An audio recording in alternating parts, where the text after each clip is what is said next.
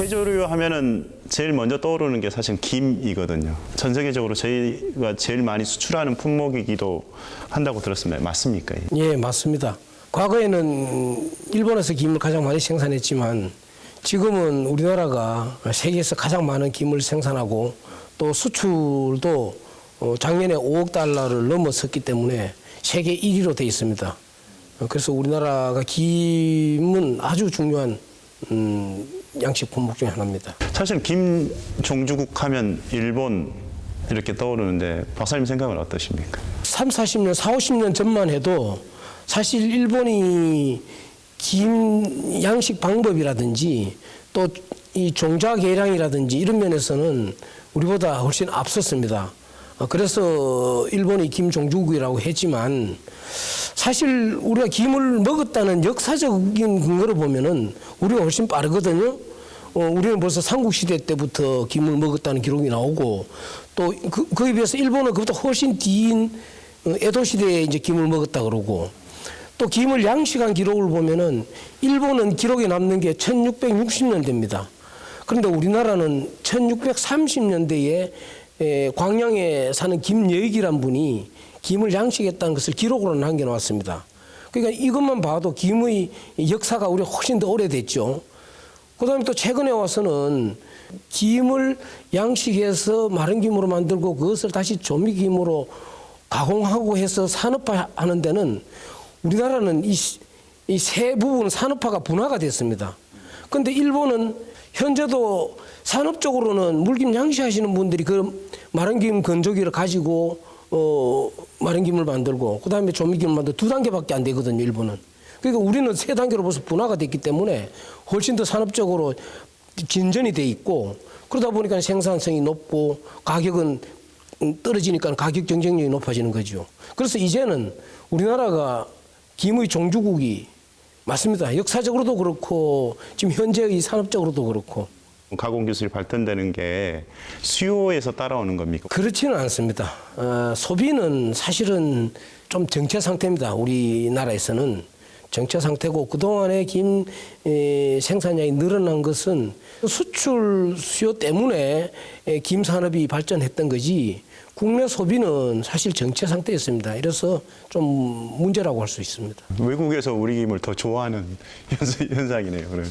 뭐 어쨌든 외국에서는 처음 접하는 식품이고 또 요즘 한류 붐이 전 세계로 확산돼 가고 있으니까 옛날에는 서양에서 김 같은 것을 아주 싫어했거든요. 그러면 블랙페이퍼라 해서 싫어했는데 지금도 아직 그렇게 널리 확산되지는 않았습니다만은 조금씩 한류붐을 타고 이제 확산돼 가고 있는 추세에 있는 거죠.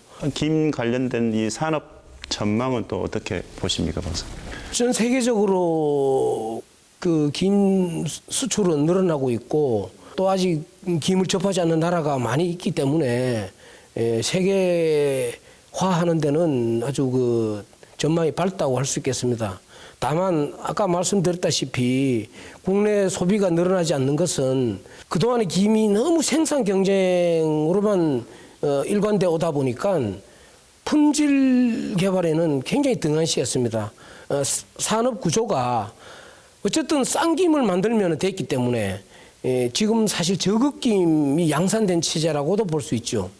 그래서 앞으로 국내 소비를 늘리기 위해서는 좀 더 고급 김을 많이 만들어 가지고 다양한 소비자들이 소비 욕구를 충족시켜주는 그런 시스템이 필요하다고 생각됩니다. 소비자들을 만족시키기 위한 특별한 김을 만드는 곳이 있습니다. 이곳에선 전통 방식인 지주식 양식법을 사용해 김을 양식하고 있는데요.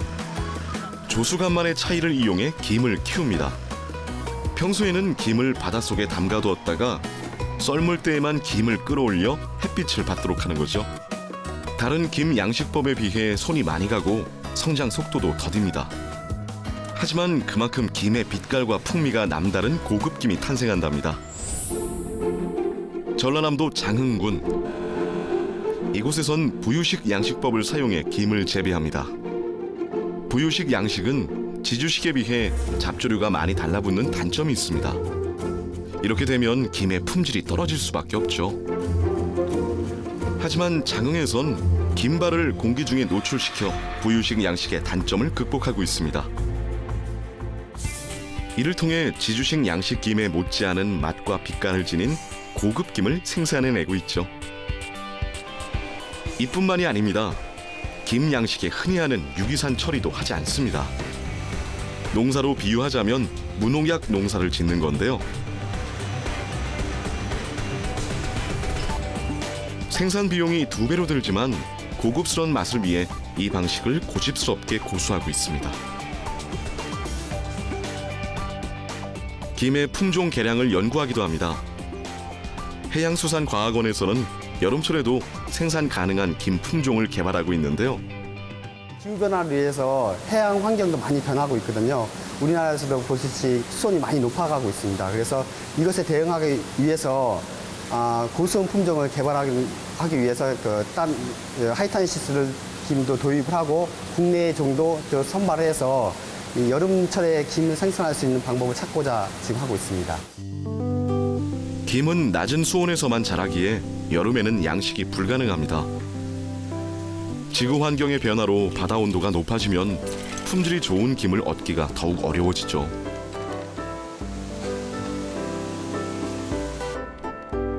그래서 연구를 통해 높은 온도에서도 자랄 수 있는 김 품종을 개발하고 있는 겁니다. 여기서 시험 양식을 하게 되고 여기서 이 환경에서 적응한 엽채가 한 몇 개차라도 큰 엽채가 좋은 엽채, 우량 엽채 나타난다면 그것을 저희들이 채취해서 다시 연구소로 가져가서 포자화해서 다시 시험 양식할 계획입니다.